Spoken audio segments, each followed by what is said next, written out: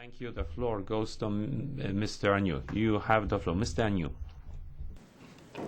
Thank you, Chairman. Well, we're talking about a document for the Commission entitled, I think, the implementation of the regulation in abattoirs. And I think that the front of this document is a PR disaster for the Commission, because it's not the picture we can see there of animals that you would expect to see in an abattoir. The picture on the front of their document is one of a horse, a cow, a cat and a dog. Now, it may well be in some countries in Europe you do find cats and dogs in abattoirs, but you certainly don't find that in the United Kingdom. And so if the Commission want to be taken seriously in the United Kingdom, I suggest they change the picture on the front of that document. The presentation mentioned auditors inspecting abattoirs, and I have every sympathy for the operator of a British abattoir who is audited and inspected by somebody who comes from a country where they kill bulls and horses for spectator sport. It enrages me that such a thing can happen, particularly as the British taxpayer actually funds the farmers who produce these bulls and horses to be killed as spectator sport.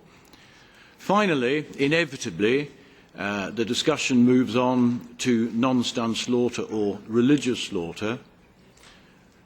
What angers so many consumers in the United Kingdom is that there is not clear labelling about this. The Commission said, it could stigmatise the product.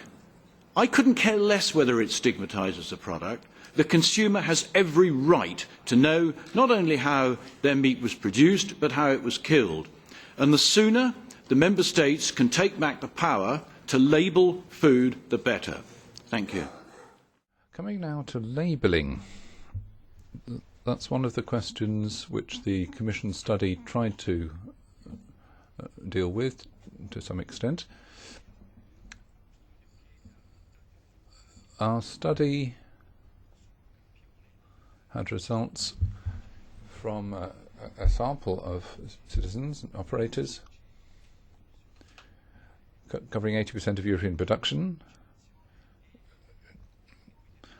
at the slaughterhouses. And we had a survey from all 28 member states getting input from citizens. The results have recently been published.